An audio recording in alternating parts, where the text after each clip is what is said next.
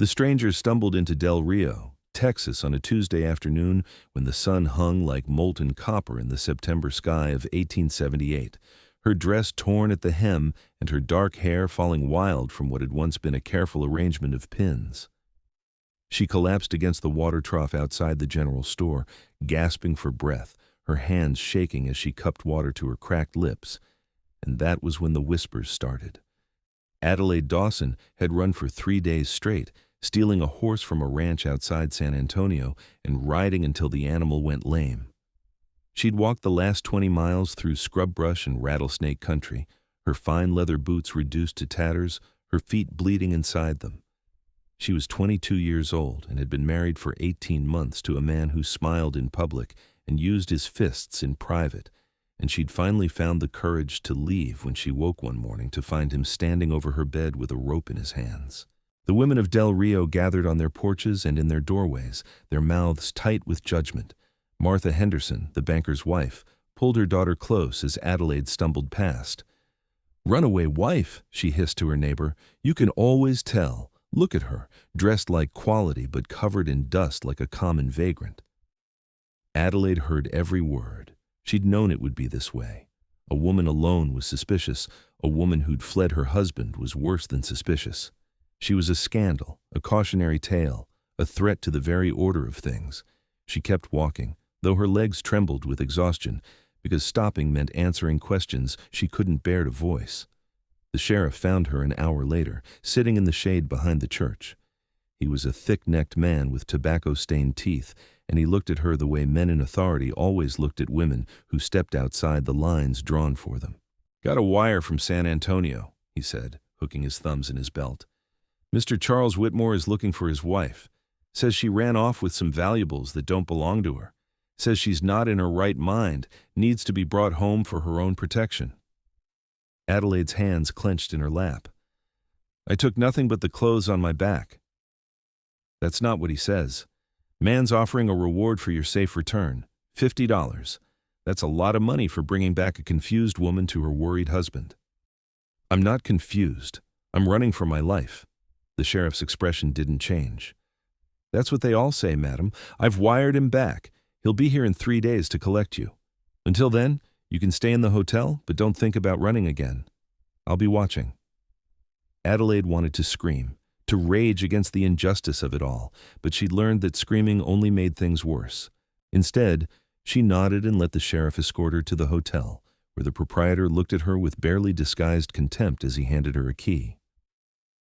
That night, she lay awake in the narrow bed, listening to the sounds of the town settling into sleep. 3 days. She had 3 days to figure out what to do, where to go, how to disappear so completely that Charles could never find her. But she had no money, no horse, no allies in this hostile place. She rose before dawn and slipped out of the hotel through the back stairs. The streets were empty, the sky just beginning to lighten in the east. She walked without direction, just needing to move, to think, to plan. She found herself on the outskirts of town, where the buildings gave way to open country and the Rio Grande glittered in the distance. That was where she saw him. Owen Zeller was filling water barrels from the river, his massive frame silhouetted against the rising sun. He stood well over 6 feet tall, with shoulders so broad they strained the fabric of his worn cotton shirt. His hair fell past his collar in waves of sun-streaked brown, and his arms, bare to the elbow, were corded with muscle that spoke of years spent in hard physical labor. He moved with the easy grace of a man completely comfortable in his own skin, completely at home in the wilderness that surrounded them. Adelaide froze, suddenly aware of how alone she was, how vulnerable. But something in the way he moved, steady and unhurried, made her pause rather than flee. He noticed her then, straightening from his work. His eyes were the color of sage, green-gray and watchful, set in a face weathered by sun and wind. A thick beard covered his jaw, and when he looked at her, his gaze was curious but not threatening. "You're the runaway wife," he said. His voice was deep and rough, like gravel underfoot. Adelaide lifted her chin. "Is that what they're calling me?" "Among other things." He went back to filling his barrels, apparently unconcerned by her presence. "Town's got nothing better to do than gossip. You don't live in town." No, madam, live up in the hills. Come down once a month for supplies. She watched him work, noting the ease with which he lifted the heavy barrels, the quiet competence in everything he did. Are you going to tell the sheriff you saw me out here? He paused, considering her question with more seriousness than she'd expected. Don't see why I would. Where you go and what you do is your business, not mine. It was such a simple statement, such a radical departure from everything she'd heard in the past day, that Adelaide felt tears prick her eyes. She blinked them away furiously. The town doesn't see it that way. They think I'm property to be returned. Owen set down the barrel he'd been filling and looked at her properly, really looked at her. She saw him take in the torn dress, the bruises on her wrists that she hadn't managed to hide, the desperate exhaustion in her face. His expression hardened. Your husband do that to you? She instinctively pulled her sleeves down. It doesn't matter. Seems to me it matters a great deal. He wiped his hands on his pants. Sheriff says he's coming to get you. In 3 days, and then he'll take me back, and Charles will make sure I never run again. Her voice broke on the last word, and she hated herself for the weakness. Owen was quiet for a long moment, his gaze distant, as if weighing something heavy in his mind. Then he said, What if you weren't here when they came looking? Adelaide's heart jumped. What do you mean? I mean, my cabin is a 2-day ride into the mountains, good hunting territory, plenty of water, no neighbors for miles. Sheriff's never been up there, and I doubt your husband would think to look for you in country that rough. He met her eyes. You could stay there until they give up searching, until it's safe to move on. She stared at him, trying to understand why a stranger would offer such help, what he wanted in return. She'd learned the hard way that men always wanted something. Why would you do that? He shrugged, the movement making his shoulders shift like mountains. Don't like bullies. Don't like seeing women hurt. And I reckon if you're running this hard, you've got good reason. You don't know me. I could be exactly what they say. A thief, a liar, unstable. Could be, he agreed. But I don't think you are. Think you're just scared and desperate, and that's something I understand. Adelaide wrapped her arms around herself, trying to stop the shaking that had started in her core. She was scared, terrified actually, but she was also out of options and out of time, and this strange mountain man with his calm eyes and quiet strength was offering her the only lifeline she'd been thrown. I have no money to pay you, she said. Didn't ask for any. I can't promise when I'd be able to leave. Didn't ask for a timeline. She took a shaky breath. Then yes. Yes, please, I'll go with you. Owen nodded once, decisive. I leave in an hour. Meet me at the north edge of town by the big cottonwood. Bring whatever you have, but travel light. It's rough country. He loaded his barrels onto a sturdy wagon, hitched to 2 hardy mules, and drove away without another word, leaving Adelaide standing by the river as the sun climbed higher. She felt like she'd just stepped off a cliff, with no idea if there was solid ground below or just empty air. She made it back to the hotel without being seen, packed her few belongings into a small bundle, and left the key on the bureau. Then she slipped out the back way again and walked as casually as she could manage toward the north end of town. Owen was waiting beneath the cottonwood, mounted on a massive buckskin horse that looked strong enough to carry his considerable weight through any terrain. He had a smaller horse beside him, a sturdy bay mare with kind eyes, already saddled and ready. Can you ride? He asked as she approached. Yes. It was one of the few skills her mother had insisted she learn, back when Adelaide had been a girl in Baltimore with her whole life ahead of her, before she'd made the catastrophic mistake of marrying a charming man who turned into a monster behind closed doors. Owen dismounted in one fluid motion and helped her up onto the mare. His hands were gentle despite their size, and he didn't let them linger anywhere inappropriate. Then he swung back up onto his buckskin and turned the horse toward the mountains that rose blue and distant in the west. They rode in silence for the first hour, leaving Del Rio far behind. Adelaide kept expecting to hear shouts of pursuit, to see the sheriff thundering after them, but the land remained quiet, except for the steady rhythm of hoofbeats and the cry of hawks overhead. The terrain grew rougher as they climbed, the flat scrubland giving way to rocky hills studded with juniper and oak. Owen led them along narrow trails that Adelaide would never have noticed on her own, winding between boulders and up steep inclines that made her heart pound. But the mare was sure-footed and calm, and Owen's presence ahead of her was steadying in a way she couldn't quite explain. By midday, the heat was brutal. Owen called a halt in the shade of an overhanging cliff and handed her a canteen. The water was warm but clean, and Adelaide drank gratefully. "We'll rest here for an hour," Owen said, swinging down from his horse. "Let the animals recover. You doing all right?" Adelaide nodded, though in truth every part of her ached. She wasn't used to riding for hours at a stretch, and the exhaustion from her 3-day flight was catching up with her. But she'd endure anything rather than go back. Owen produced some dried meat and hard biscuits from his saddlebags, and they ate in companionable silence. Adelaide found herself studying him when she thought he wasn't looking, trying to puzzle out this man who'd appeared like an answer to a prayer she hadn't known how to voice. He must have been close to 30, she guessed, though it was hard to tell with the beard and the weathered skin. His hands were scarred from hard work, and when he moved, she could see the play of muscle beneath his shirt. He looked like he'd been carved from the mountains themselves, all strength and endurance and quiet power. "How long have you lived up here?" she asked, breaking the silence. 5 years, more or less. Came out from Missouri after the war." Adelaide did the math. He would have been young during the fighting, probably not much more than a boy. "Which side?" "Union. Though by the end, I don't think any of us remembered why we were fighting. Just knew we wanted it to be over." He took a long drink from his canteen. "Lost my whole family to cholera the year after I came home. Figured there was nothing left for me back there, so I headed west. Found these mountains and decided to stay." "Don't you get lonely?" He smiled, just a slight curve of his mouth beneath the beard. "Sometimes, but I prefer my own company to most folks. And the silence up here, it's healing. After all the noise of war, the screaming and the cannon fire, I needed the quiet." Adelaide understood that more than she could say. "I think I need the quiet, too." Owen's eyes met hers, and she saw understanding there, a recognition of pain that didn't need to be spoken aloud.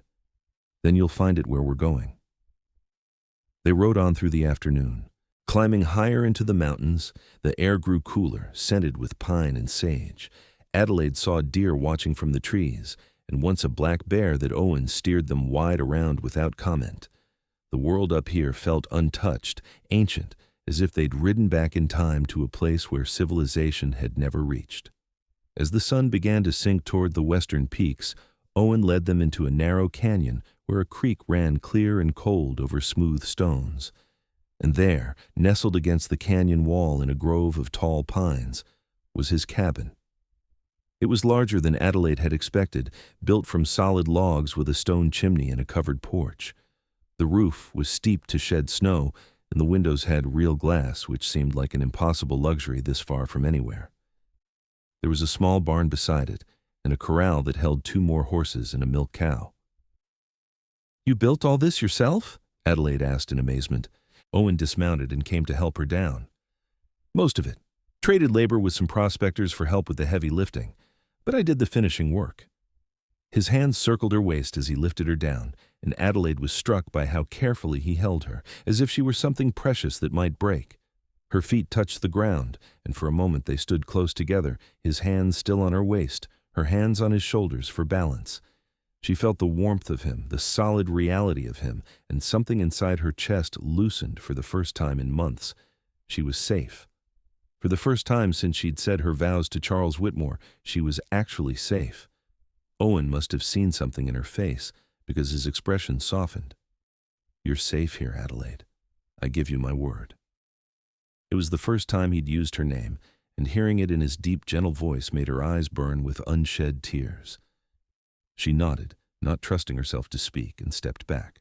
Owen showed her around the property as the twilight deepened. The cabin had 2 rooms, a main living area with a stone fireplace and a kitchen space, and a smaller bedroom with a real bed frame and a thick mattress. There was a root cellar stocked with preserved food, a spring house for keeping things cold, and a workshop where Owen did leather work and made repairs to his equipment. "You can have the bedroom," he said. "I'll sleep out here by the fire." Adelaide started to protest that she couldn't take his bed, but one look at his face told her it wasn't up for discussion. "Thank you," she said instead. That night she lay in Owen's bed, wrapped in quilts that smelled of pine and wood smoke, and listened to the unfamiliar sounds of the mountain. Somewhere far off, a wolf howled.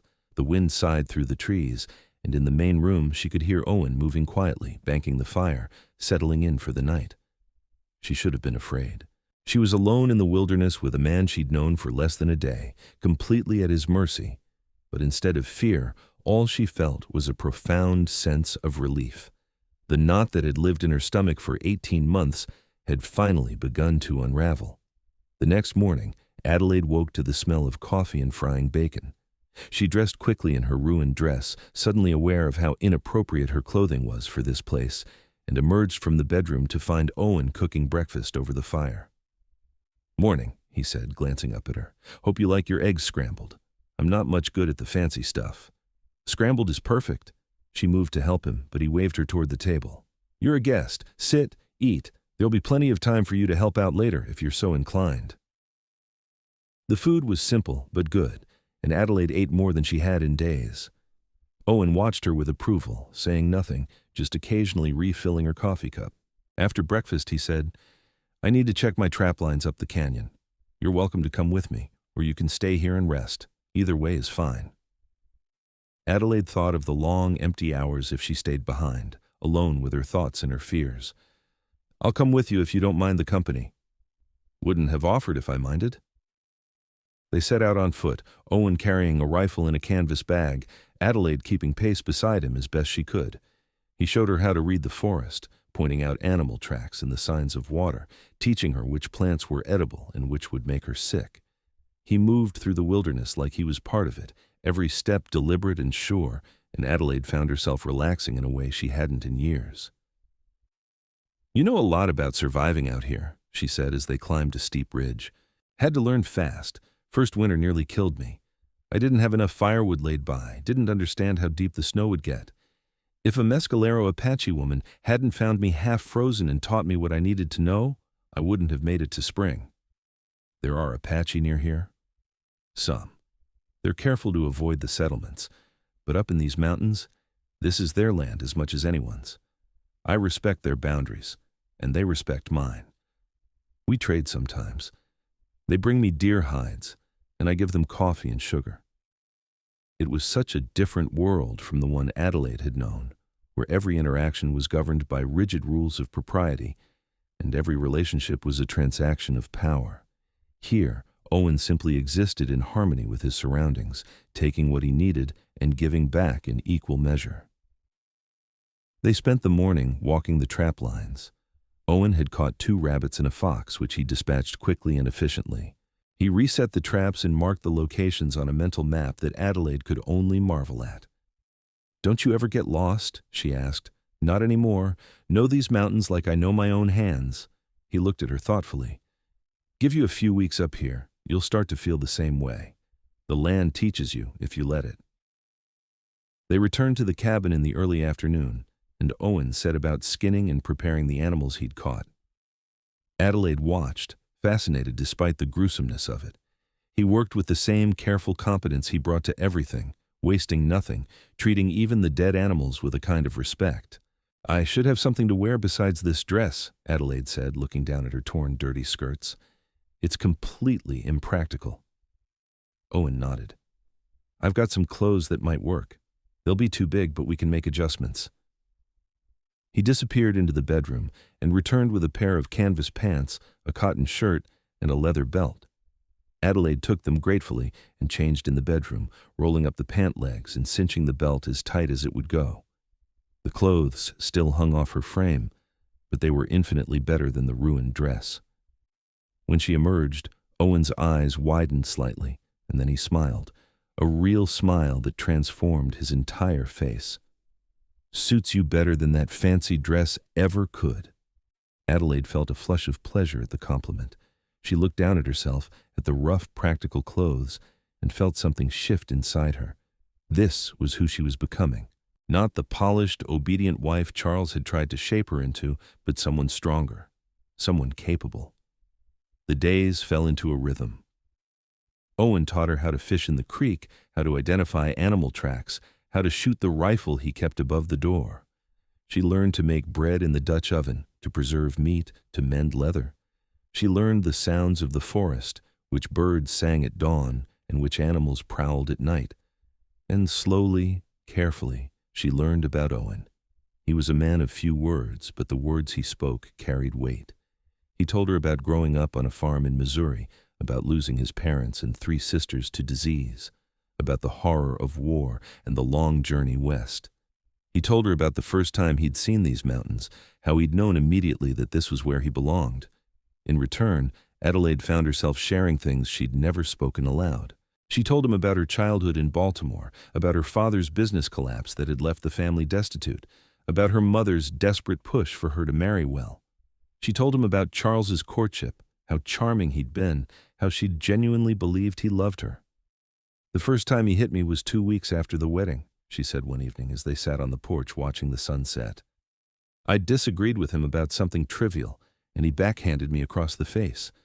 Then he cried and begged for forgiveness, said he'd never do it again. And I believed him."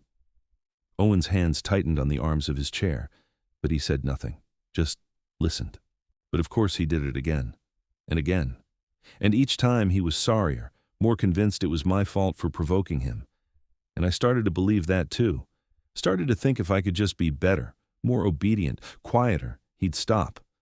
She laughed bitterly. It took me 18 months to realize he was never going to stop, that it would just keep getting worse until one day he killed me. "What made you finally run?" "I woke up one night and found him standing over me with a rope.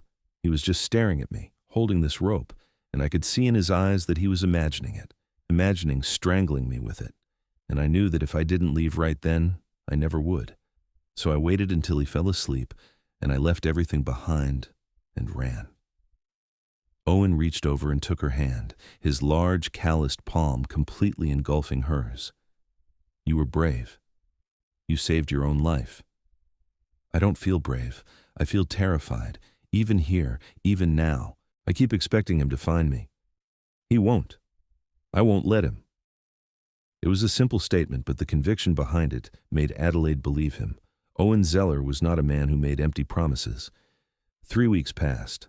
Down in Del Rio, Charles Whitmore would have arrived, would have found his wife missing, would have raged and threatened and offered rewards.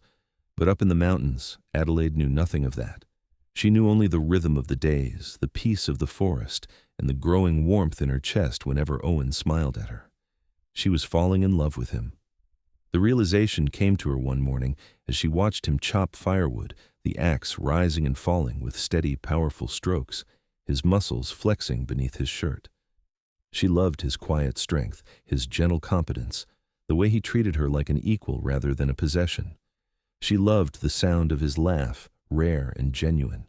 She loved the way he looked at her like she was someone worth protecting. But love terrified her. Love had destroyed her once before, and Owen had given her shelter and safety, but he'd never indicated he wanted anything more. One evening, a storm rolled in from the west, bringing sheets of rain and cracking thunder. Owen and Adelaide sat by the fire, listening to the downpour hammer against the roof.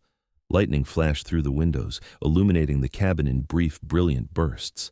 Adelaide flinched at a particularly loud thunderclap, and Owen noticed. "You all right?" "I've never liked storms. When I was a girl, lightning struck a tree in our yard and nearly took down the house. I've been afraid of them ever since." Without a word, Owen moved from his chair to sit beside her on the bench, close enough that their shoulders touched. "Nothing to fear here. This cabin stood through worse storms than this." But Adelaide wasn't afraid of the storm anymore. She was afraid of what she was feeling, of the yearning that had taken root in her heart. She turned to look at Owen, at his profile in the firelight, and before she could talk herself out of it, she said, "Why did you help me? Really?" He met her eyes, and in the flickering light, she could see something intense in his gaze. "You want the truth?" "Always. Because the moment I saw you by that river, something in me recognized something in you, like calling to like. I'd spent 5 years alone up here, telling myself I preferred it that way. And then there you were, broken and desperate and still so damn brave, and I knew I couldn't let you face it alone. Adelaide's breath caught. Owen, I'm not good with words, he continued, his voice rough with emotion. Never have been. But these past weeks, having you here, it's made me remember what it's like to have something worth protecting. Someone worth coming home to. I feel the same way, Adelaide whispered. I didn't think I'd ever feel this way about anyone after Charles. Didn't think I was capable of it anymore. But you've shown me what it's supposed to be like. What love should look like. Owen reached up and cupped her face in his hand, his thumb brushing over her cheekbone. I don't ever want to hurt you. I don't ever want you to be afraid of me. I'm not. I could never be afraid of you. He leaned in slowly, giving her every chance to pull away, and when she didn't, when she leaned toward him instead, he kissed her. It was gentle and careful and full of restrained passion, and Adelaide felt like she was falling and flying at the same time. When they broke apart, both breathing hard, Owen rested his forehead against hers. I love you, Adelaide Dawson. I think I've loved you since the moment you agreed to trust me. I love you too, she said, and the words felt like freedom. They sat together by the fire as the storm raged outside, holding each other, talking in low voices about the future. Adelaide told him she wanted to stay, wanted to make a life here in these mountains with him. Owen told her he wanted that more than anything, but that she needed to be free first, really free. You're still married in the eyes of the law, he said, and I won't have you looking over your shoulder forever. We need to make sure you're safe, that he can't claim you back. How? I can't go back to San Antonio. He'll kill me. Owen thought for a long moment.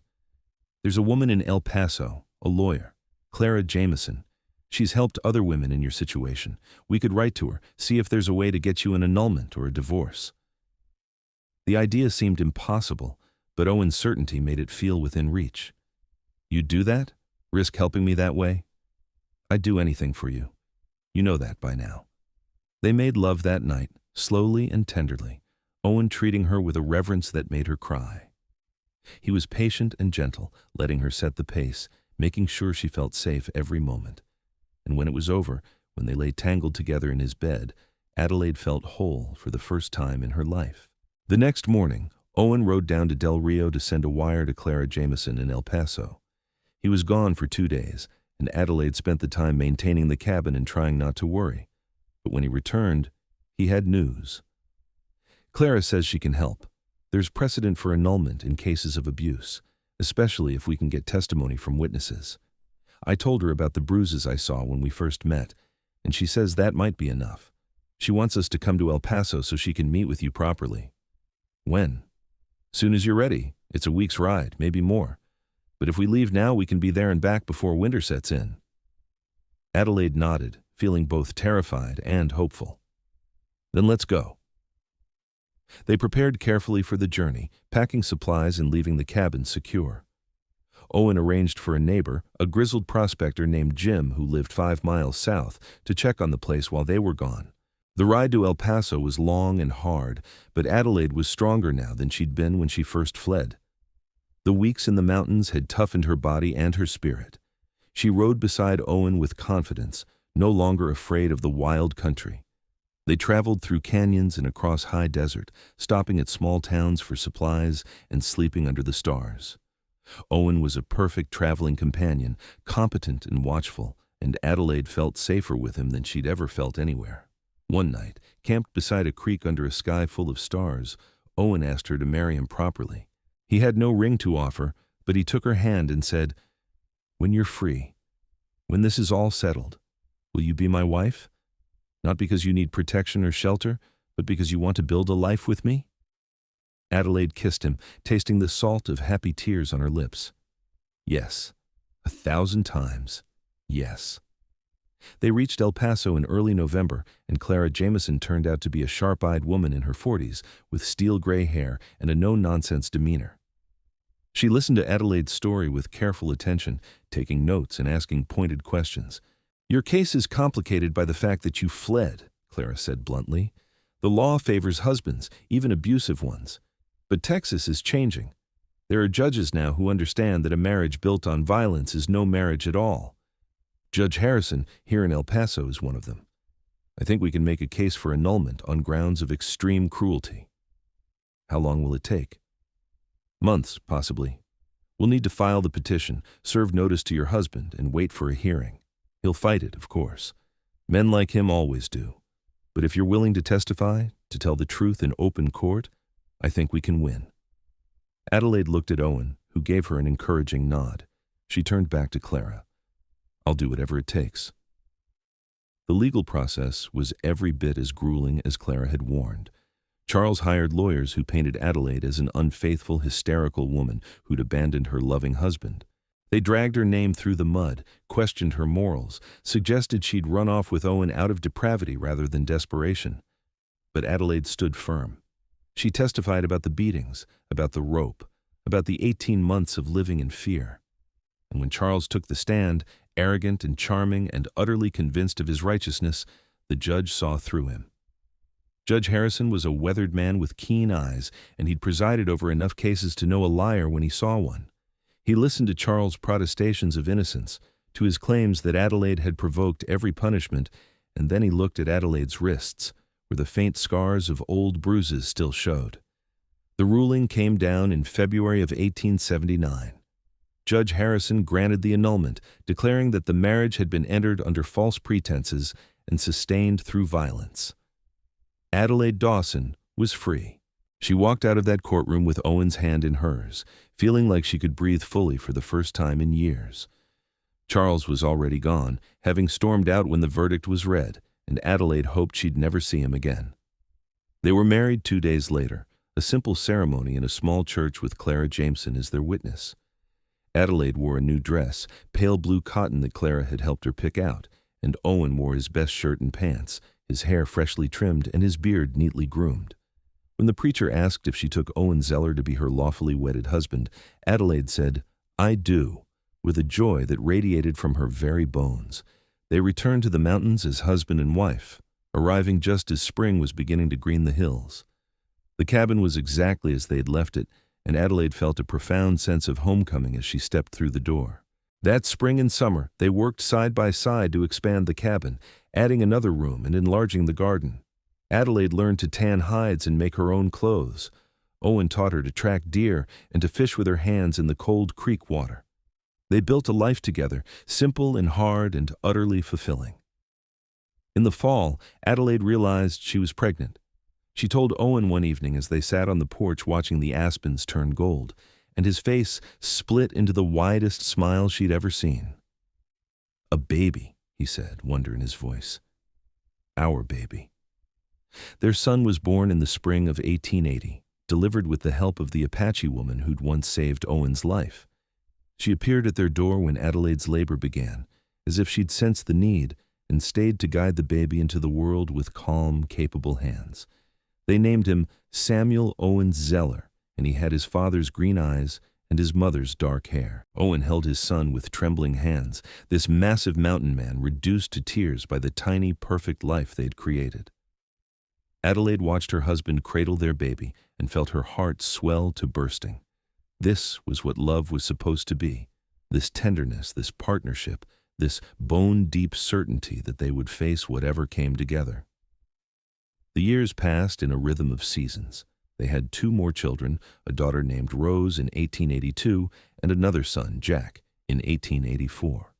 The cabin expanded to accommodate their growing family, and the children grew up wild and free, learning the mountains as their father had, learning strength and kindness from both parents.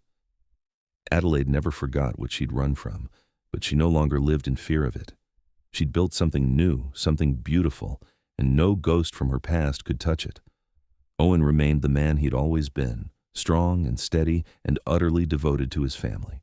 He taught his sons to hunt and his daughter to shoot, making no distinction between what boys and girls should know. He taught them all to respect the land, to take only what they needed, to live in harmony with the wilderness. And every night, when the children were asleep and the fire burned low, he'd pull Adelaide close and tell her he loved her, just as he'd done on that stormy night so many years ago. Word came occasionally from Del Rio, brought by traders and travelers who passed through the mountains. Charles Whitmore had remarried a year after the annulment, and his new wife had left him within 6 months, fleeing back to her family with stories of violence. He'd tried to pursue her, but this time the authorities had believed her. He'd been arrested for assault and spent 2 years in prison. Adelaide felt a grim satisfaction in knowing that justice had found him eventually, but mostly she felt grateful that she'd escaped when she did. Grateful for the stranger by the river who'd offered her a different path. In the summer of 1890, when Adelaide was 34 and Owen was approaching 40, they sat on their porch and watched their 3 children play in the creek below. Samuel was 10 now, tall and strong like his father. Rose was 8, fierce and independent. Jack was 6, sweet-natured and curious about everything. "Do you ever regret it?" Owen asked, his arm around Adelaide's shoulders. "Giving up the life you could have had, cities and society and all that?" Adelaide laughed. "Not for a single moment. This is the life I was meant for. This is where I belong. With a mountain man and 3 wild children."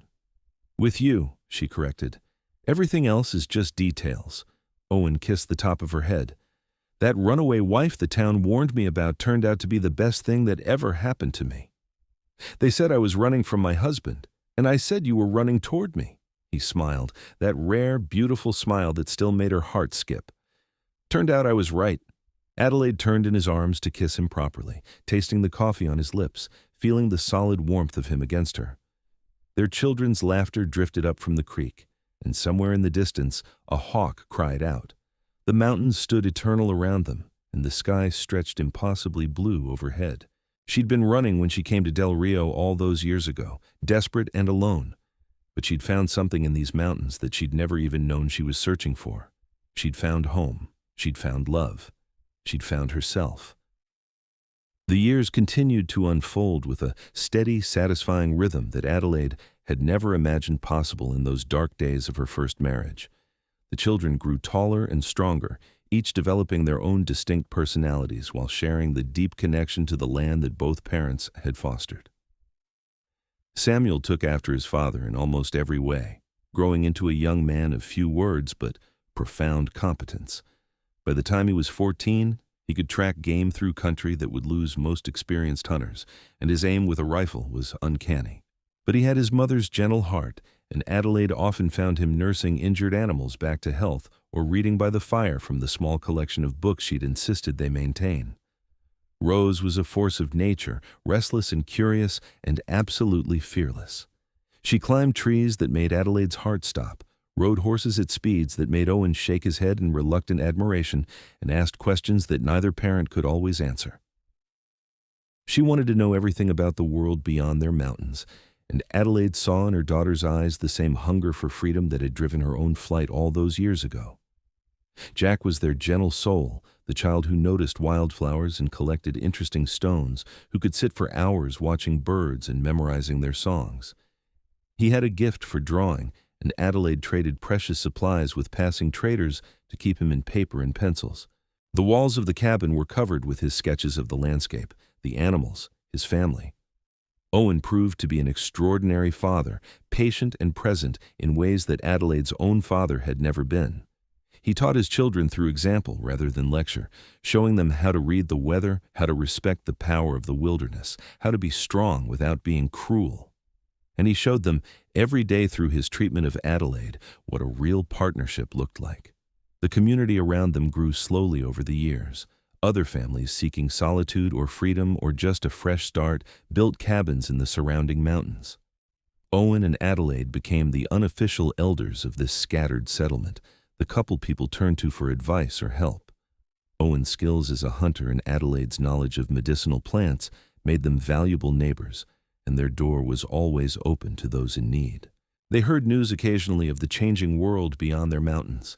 The railroad was spreading across Texas, bringing more settlers and more commerce. Towns were growing into cities. The wild frontier they'd known was slowly being tamed.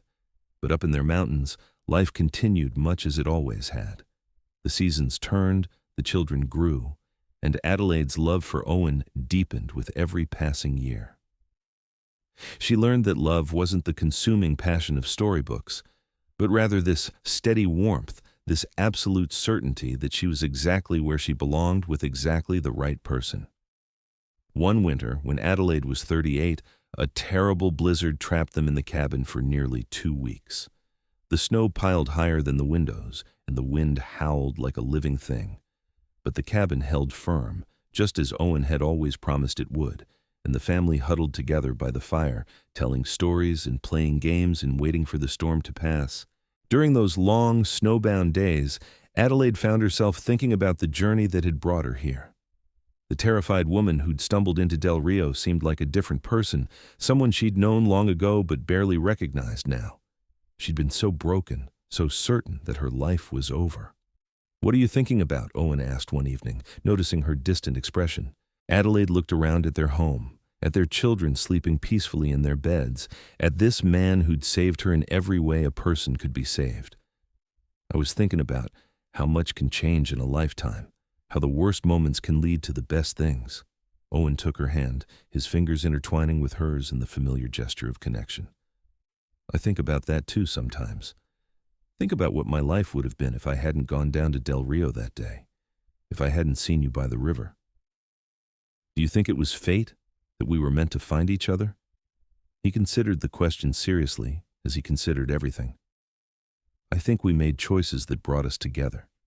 You chose to be brave enough to run. I chose to be kind enough to help. And then we both chose each other, every day since."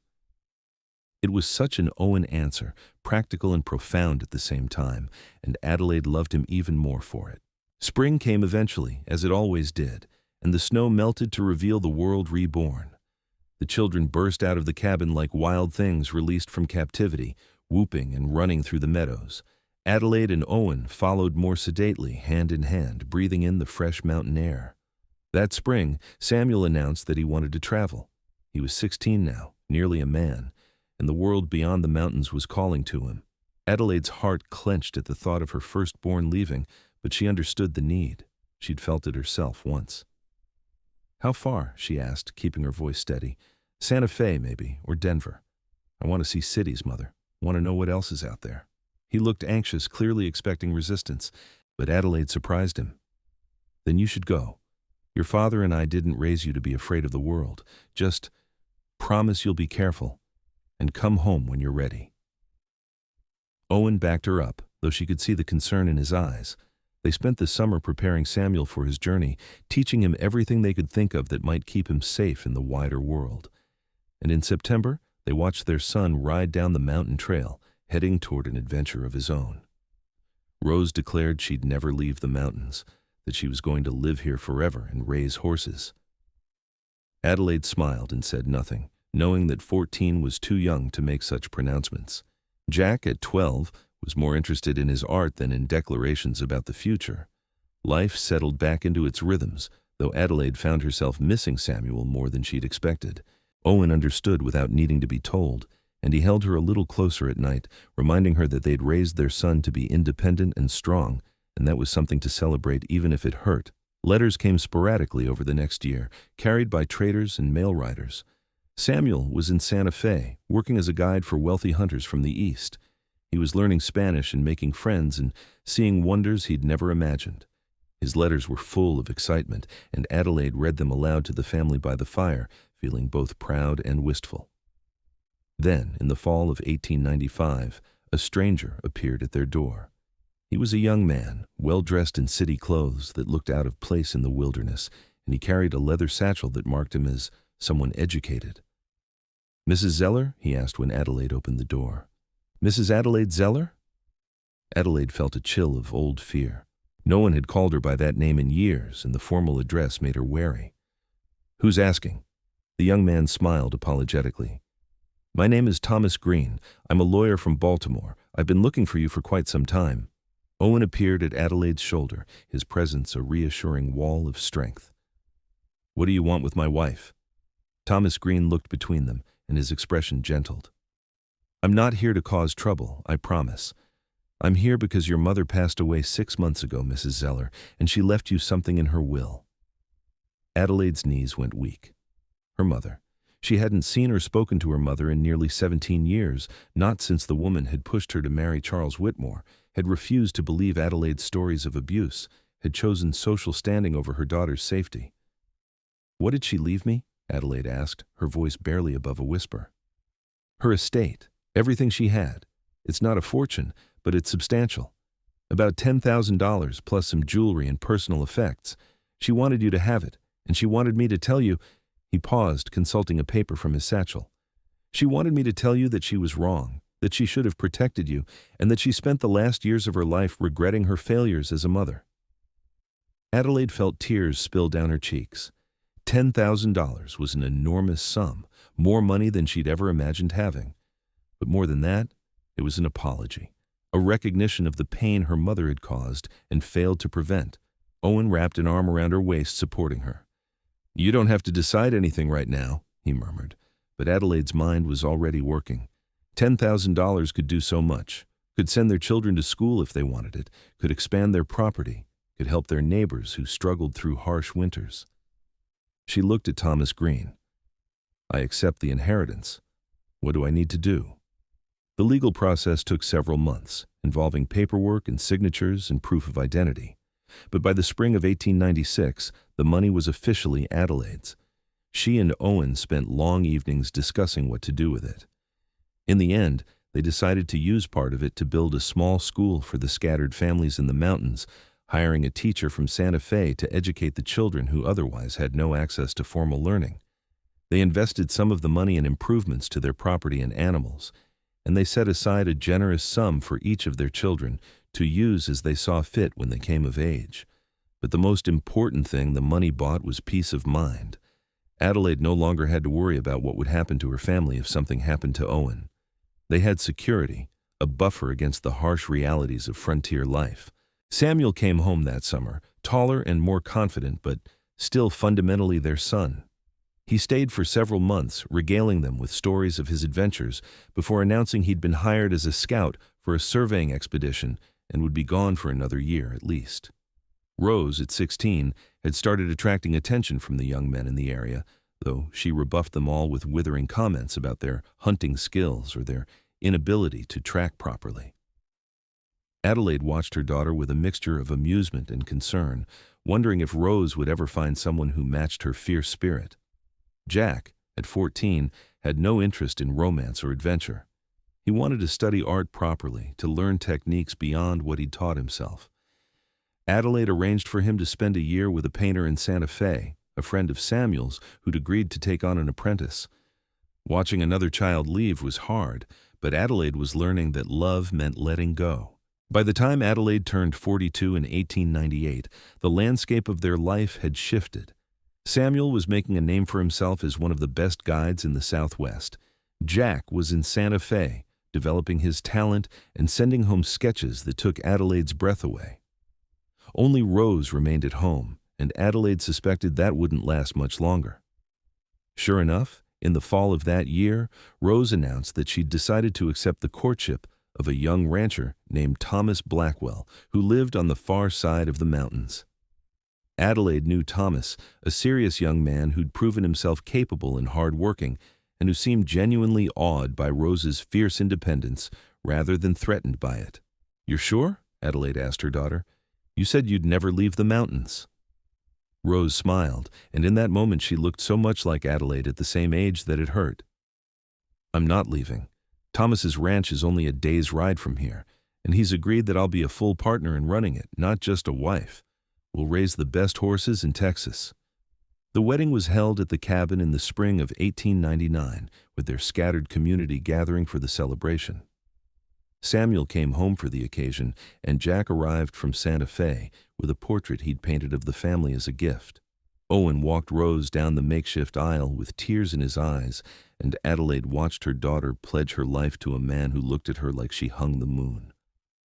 After the wedding, after the guests had left and it was just Adelaide and Owen alone in the cabin for the first time in over 18 years, they sat on the porch in the gathering twilight. "It's quiet," Owen observed. "Too quiet?" He pulled her close. "No, just different. We raised good kids, Adelaide. Strong, capable people who know how to make their own way." "We did, didn't we?" Adelaide rested her head on his shoulder. "I never imagined, back when I was running scared through Texas, that I'd end up here, that I'd have this." "What?" A worn-out mountain man and an empty cabin? She laughed and swatted his arm. A life I chose, children I adore, a husband who's still my best friend after all these years. That's more than most people ever get. Owen kissed her temple. You know I love you, right? That hasn't changed, won't ever change. I know. I love you too, more than I have words for.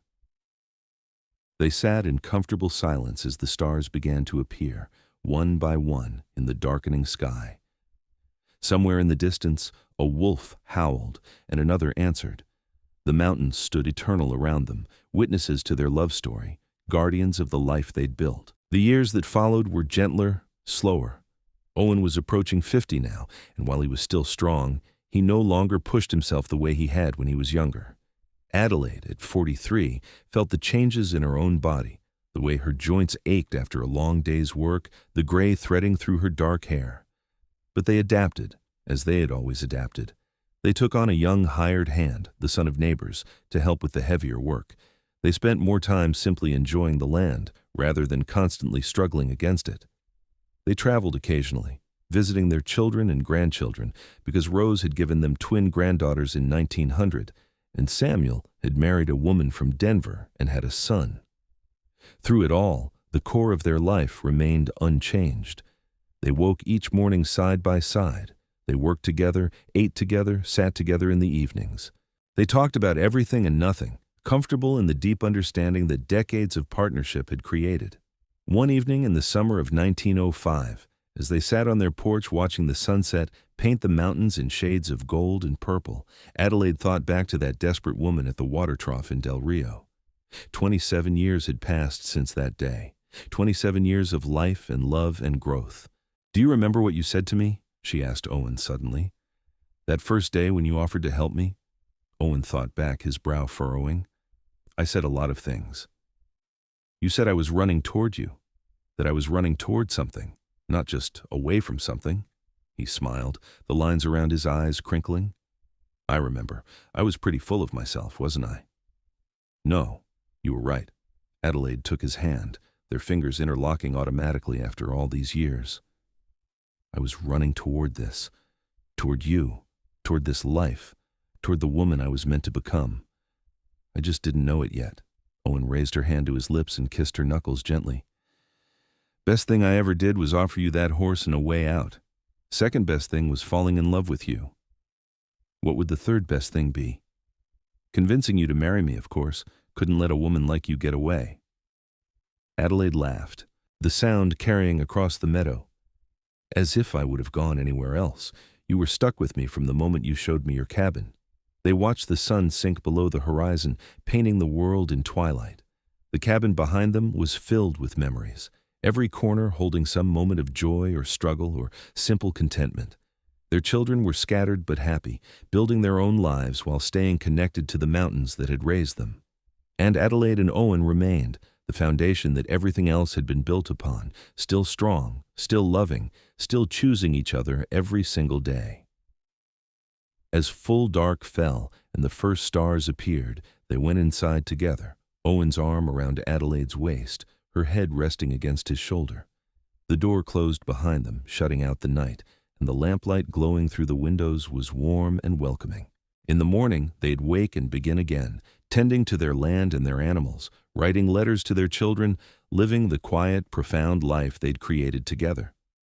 But for now, they simply held each other, grateful for every moment, every choice, every step of the journey that had brought them here. Adelaide Dawson Zeller had started as a runaway wife, terrified and alone. But she'd become so much more. She'd become a survivor, a mother, a healer, a pillar of her community. And most importantly, she'd become Owen's partner in every sense of the word, his equal and his love. The mountain man who'd seen a desperate woman and chosen kindness had gained far more than he'd given. He'd gained a family, a purpose, a love that transformed his solitary existence into something rich and full. They'd warned him about taking in a runaway wife, those people in Del Rio so long ago. They'd warned him she was trouble, that she'd bring nothing but problems. But Owen had looked at Adelaide Dawson, bruised and desperate and so very brave, and he'd known the truth that they couldn't see. She wasn't running away from anything. She was running toward everything that mattered, and together they'd found home.